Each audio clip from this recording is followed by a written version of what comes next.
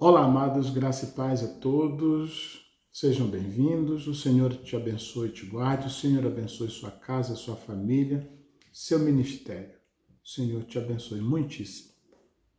Amados, dando continuidade à nossa lição de número 2 de hermenêutica, nós vamos concluir a última parte dessa segunda lição, da lição de número 2. E agora nós vamos falar sobre os princípios históricos de interpretação. Existem alguns princípios que norteiam a interpretação da hermenêutica no estudo das Escrituras Sagradas. Nós queremos falar um pouco dessa metodologia, dessa ferramenta. Nós já vimos que existem diversas figuras de linguagens e vimos que as figuras de linguagens são importantes. Nós vimos números, símbolos, tipologia, né? Vimos aí o que são metonímia, epopeia, hipérbole, e as figuras de retórica, né? Nós vimos as principais figuras de retórica. Agora nós temos uma regra na hermenêutica e esse regulamento, essa ferramenta, ela tem princípios históricos de interpretação. E ela estabelece algumas regras. Nós vamos ver que são poucas, mas vamos ver quais são essas regras de interpretação, tá bom? Do texto histórico, na perspectiva histórica do texto. Então, regra de número 1. Em primeiro lugar, uma palavra, ela nunca é compreendida completamente até que se possa conhecer ou entendê-la bem como uma palavra viva. Lembra que eu falei para vocês que a Bíblia é um livro vivo? Então, isto nós compreendemos quando estudamos originalmente a alma do seu autor. Quando nós conseguimos acertar no âmago, na estrutura, na espinha dorsal da intenção do seu autor. Então, ali nós começamos a compreender. Então, basicamente, essas regras, elas têm alguns princípios. Então, nós vamos ver aqui, esses princípios têm algumas regras. E nós vamos ver aqui qual é o primeiro regulamento desses princípios.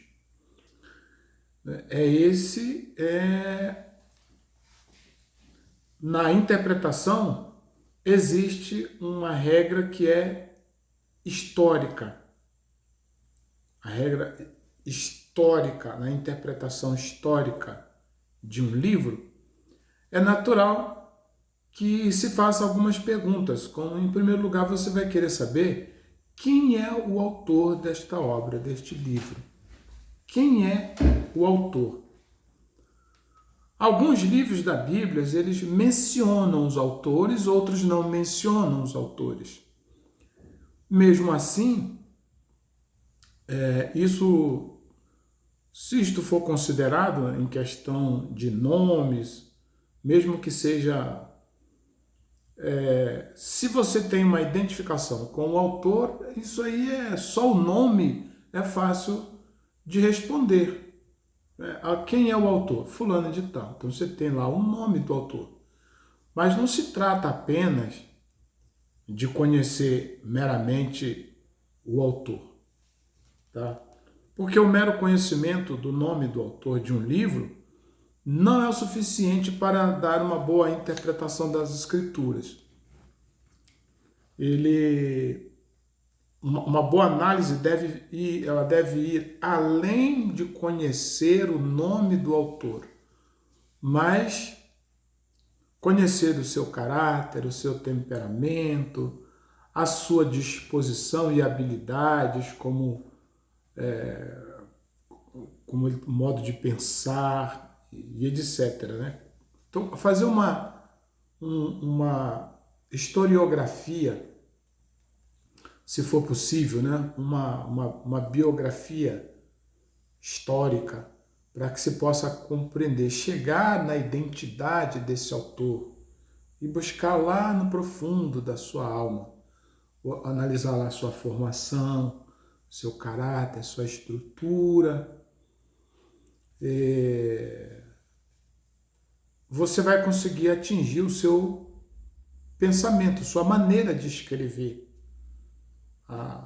como ele trabalha. Se esse autor ele é um escritor, se ele usa um escriba, se ele se utiliza de outras ferramentas, se ele mesmo domina a arte de escrever ou se ele foi interpretado a posteriori. Isso é importante que se saiba. É desejável que o intérprete conheça mais alguma coisa a respeito da profissão do autor, pois isto pode ter assim uma poderosa influência sobre suas atividades, sobre sua linguagem. Então, no caso do apóstolo Pedro, a gente sabe que Pedro era um pescador, não dominava a arte de escrever. Então, outra pessoa escreve para ele, faz o trabalho de escrever, porque Pedro não dominava essa arte, né? Então, aí você vai começando a conhecer o seu autor, analisando a personalidade, o comportamento dos apóstolos. Você consegue entender que parte da sua maneira de escrever ou de registrar os seus escritos, seus pensamentos, registrar em documento, em papel, seja por ele ou por outra pessoa, você enxerga ali a identidade do próprio Cristo, do trabalho de Jesus Cristo na vida desses homens. Sua mudança de comportamento, análise conceitual e etc. Né? E aí, por isso que é importante você se aprofundar. Uma outra coisa que é bom, além de conhecer bem o autor, é criar uma familiaridade com o autor, associar-se ao autor. Há um dito popular que é convivendo que se conhece uma pessoa, convivendo com ela que se conhece melhor uma determinada pessoa. O que o meu pai dizia, né? Tem que comer 1 quilo de sal com essa pessoa, caminhar muito tempo, para poder saber um pouco da sua personalidade, da sua vida, conhecer melhor essa pessoa. Então, quando você lê e relê o autor, quando você se familiariza com essas questões, sua família, sua origem, seu modo de escrever, de pensar, como se converteu, como conheceu o Evangelho, qual o contato que ele teve com as Escrituras, a que religião ele pertence ou ele pertencia, qual a sua influência cultural, se tem de formação das escolas judaico, se é uma formação das escolas gregas, se já é um império romano, se é antes, se é um império, se a pessoa está vivendo no Império Medo-Persa, se está vivendo no Império Egípcio. Então, quanto mais você se aprofundar na identidade desse autor, melhor, mais amiguinho dele, mais colega dele você vai ficando. E aí ele vai conversar melhor com você através dos seus escritos. Tá certo? Então, uma outra coisa que é importante, né? Primeiro, é importante bem conhecer o autor, é importante criar uma associação com o autor e também descobrir de quem é a fala, quem é que fala nesse texto. Então, quem é que fala a consideração desta questão ela é de suma importância devido ao fato de que os autores bíblicos frequentemente apresentam outros como as pessoas que falam. Por isso é que é de grande valor que o estudante da Bíblia ele, por exemplo, saiba distinguir claramente entre as palavras do autor e as palavras de outras pessoas que estão registradas. Isso é de suma importância que se faça o entendimento, a compreensão do texto, entendendo a palavra de quem, né? Quem é que está falando no texto. Por exemplo, é muito difícil determinar se as palavras encontradas em João 3, 16 a 21, capítulo 3, versículo 16 até o 21, se foram ditadas pelo próprio Jesus a Nicodemos, ou se foram uma exemplificação dada pelo apóstolo João, autor do citado livro, né? Que o João é o autor de um dos 4 evangelhos, né?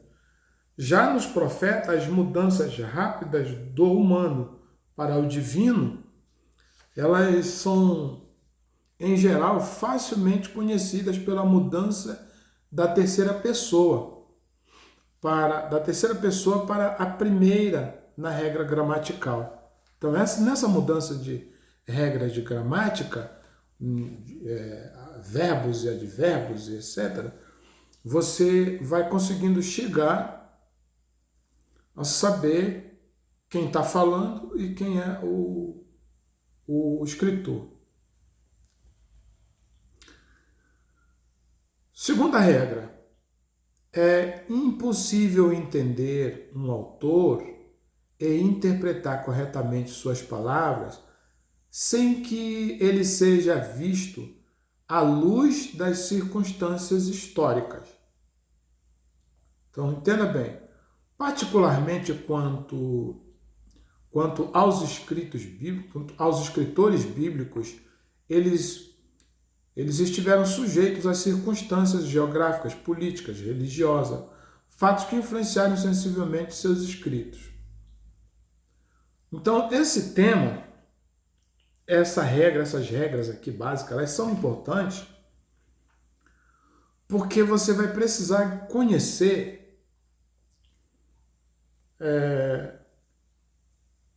em geral, quais são as circunstâncias que se interpõem no escrito desse autor. Então, quais circunstâncias podem ser analisadas aqui? Primeiro, você pode analisar as circunstâncias chamadas de circunstâncias geográficas. Aí é importante para o aluno ter algum conhecimento da geografia bíblica, porque isso vai ajudar o estudante a localizar montanhas, vales, ermos, termos, deserto da Judéia, né? As montanhas das cidades, vilas, vilarejos, planícies. Tudo isso ajuda, são circunstâncias geográficas importantes que ajudam o estudante a compreender um texto. Então, dando aqui um exemplo, Moisés ele escreveu os seus livros durante a peregrinação do povo hebreu pelo deserto. Ele vai escrever o Pentateuco, né? Ou parte dele, né? A maior parte. Ele vai ser responsável por essas escrituras. Se atribui a Moisés.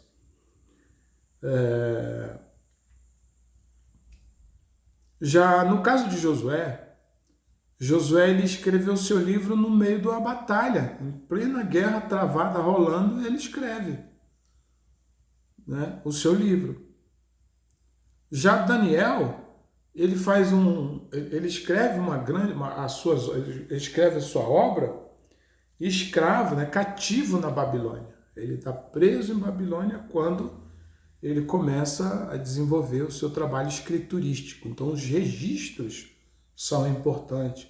Até porque, numa somatória de valores, para contrapor uma argumentação antibíblica, uma refutação da Bíblia em função das questões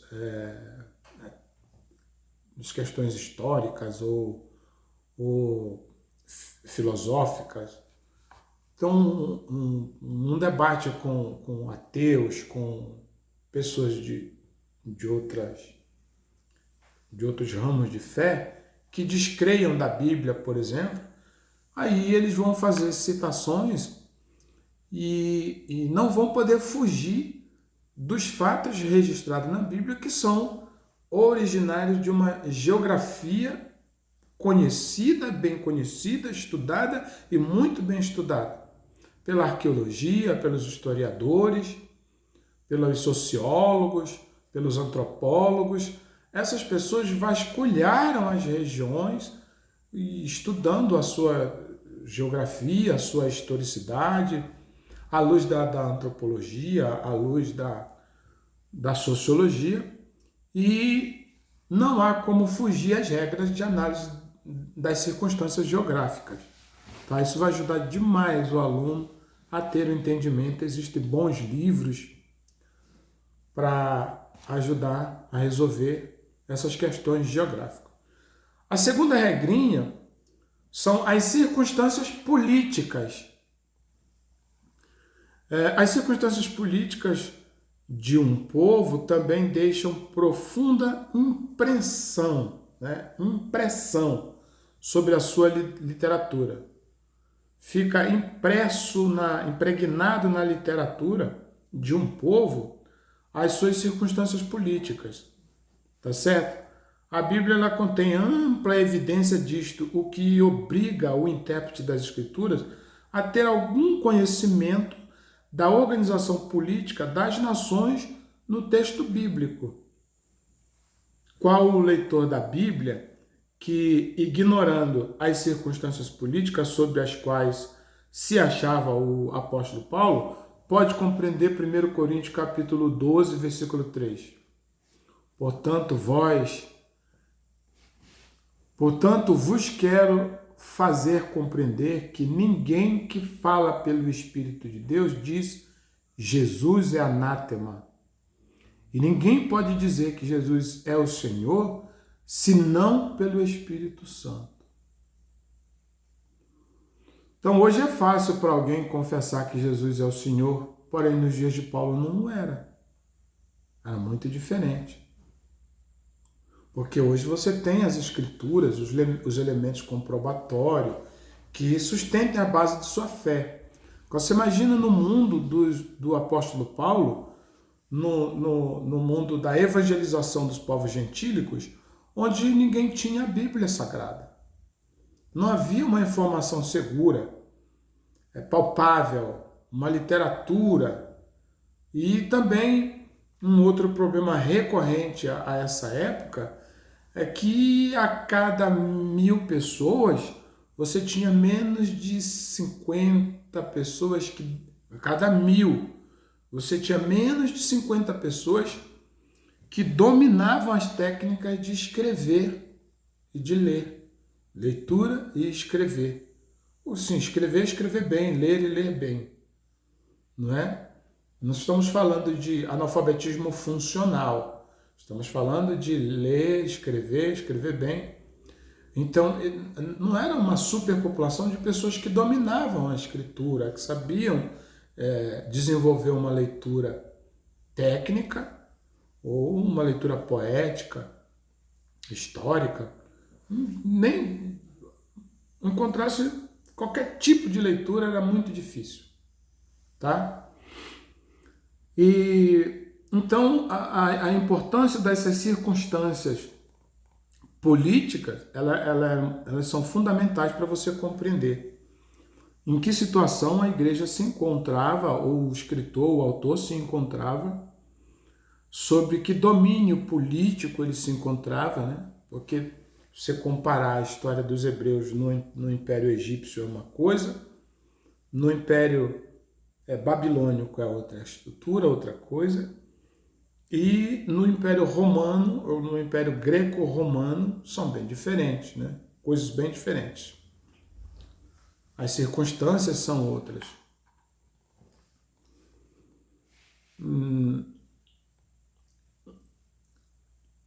Por isso que, tendo em vista essas circunstâncias políticas particulares, documenta o apóstolo Paulo que ninguém pode dizer que Jesus é o Senhor, a menos que tenha coragem da parte do Espírito Santo para fazê-lo. Ora, se o apóstolo está vivendo num período que não se tem escrituras, num período que não se domina a leitura geral, e alguém se atreve a confessar que Cristo é o Senhor, que Cristo é o Salvador,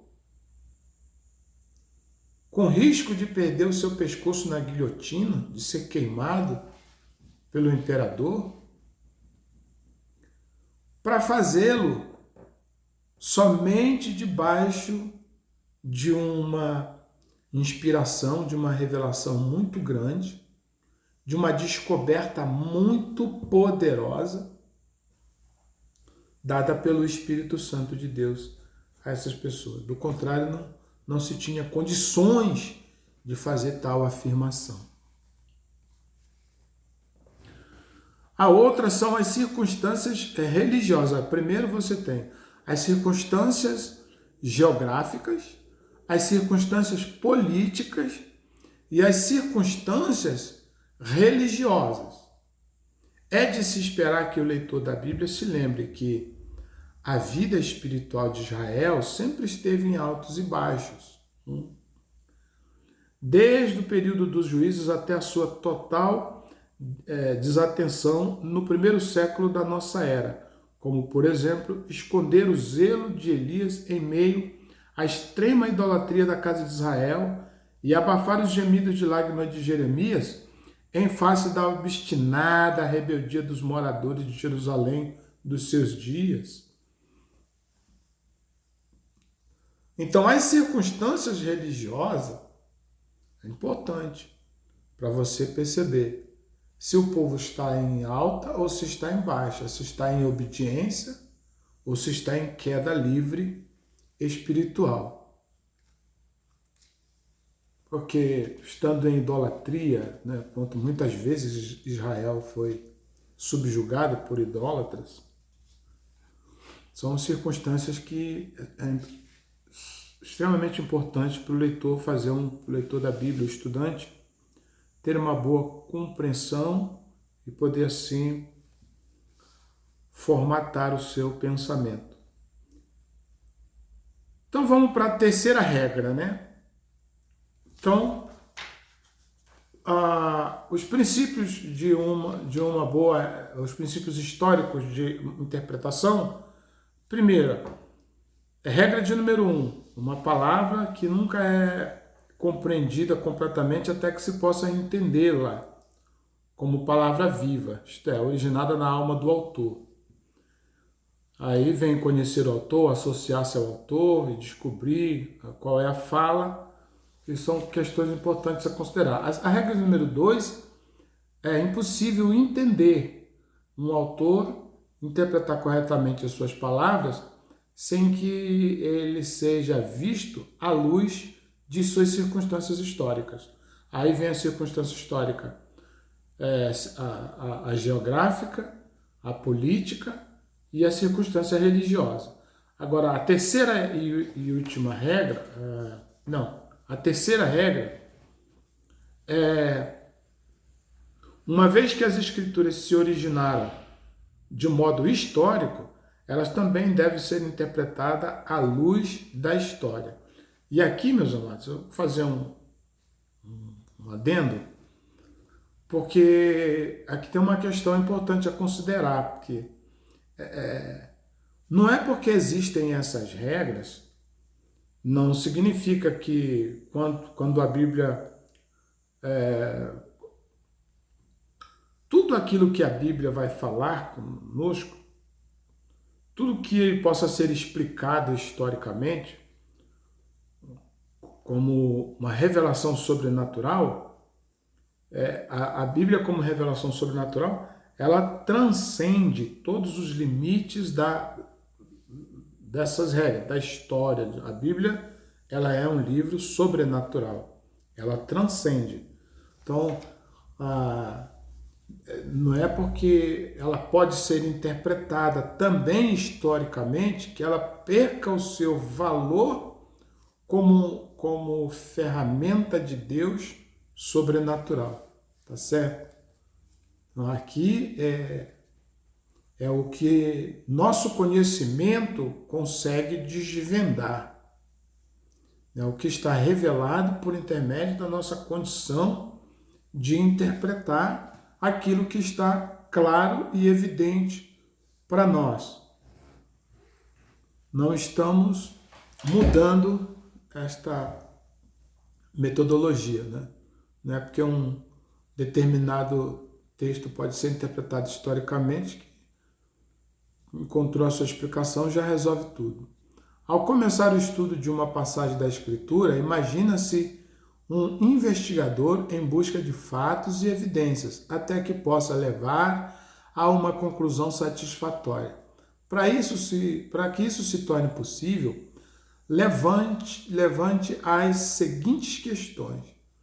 Você vai fazer 4 perguntinhas ou você vai tirar 4 dúvidas importantes aqui nessa terceira regra. A quem foi escrito este livro? Qual foi o quadro de fundo que moveu o autor a escrevê-lo? Terceiro, qual foi a experiência ou a ocasião que deu origem à mensagem deste livro? E quarto, quem são os principais personagens deste livro? Entender o fundo histórico ajudará o intérprete da Bíblia a compreender melhor as Escrituras, dando real significado a qualquer passagem bíblica que você possa estudar. Para não ficar no subjetivo, no eu acho, eu acho que aqui está querendo dizer que não se estuda a Bíblia dessa forma. Então essas 4 perguntas precisam ser feitas. A quem foi escrito este livro? Qual foi o quadro de fundo que moveu o autor a escrever? Qual foi a experiência da ocasião? Qual foi a experiência ou a ocasião que deu origem à mensagem deste livro? E quem são os principais personagens deste livro? Regulamento de número 4. Embora a revelação de Deus nas Escrituras seja progressiva, tanto o Antigo quanto o Novo Testamento são partes essenciais desta revelação e formam uma unidade. São indissociáveis porque um depende do outro, certo? A inobservância destes princípios orientador na interpretação das Escrituras pode levar o estudante das Escrituras a conclusões precipitadas quanto à harmonia dos 2 testamentos, a exemplo do que aconteceu com Marcião, um herege da igreja do 2º século. Por exemplo, Marcião ensinava que o Deus do Antigo Testamento é um Deus justo no sentido de exigir olho por olho, dente por dente. Quanto a Cristo, este foi quem revelou o Deus misericordioso e bondoso do Novo Testamento, até então desconhecido. Ensinava também que o Deus do Antigo Testamento se opusera ao Deus do Novo. Daí a conclusão precipitada de que o Deus do Antigo Testamento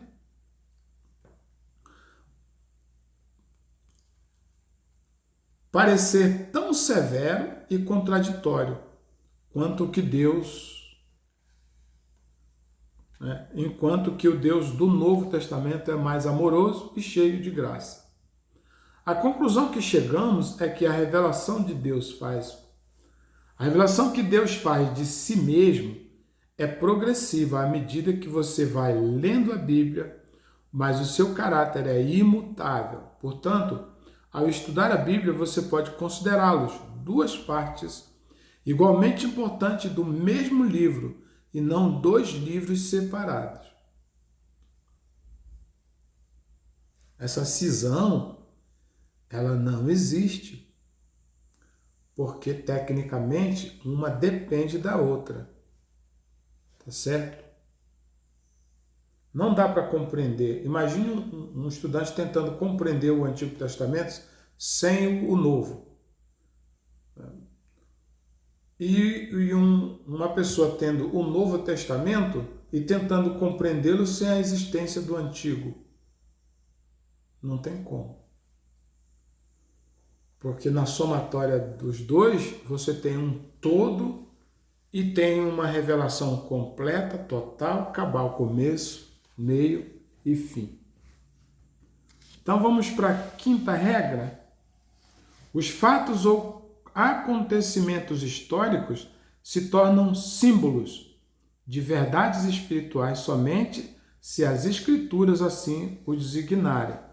Um exemplo do uso dessa regra está em 1 Coríntios capítulo 10, versículo 1 a 4, onde registra um dos melhores exemplos do uso feito pela Bíblia de um acontecimento histórico como símbolo de uma verdade espiritual. Declara o apóstolo Paulo na passagem em Apreço: ora, irmãos,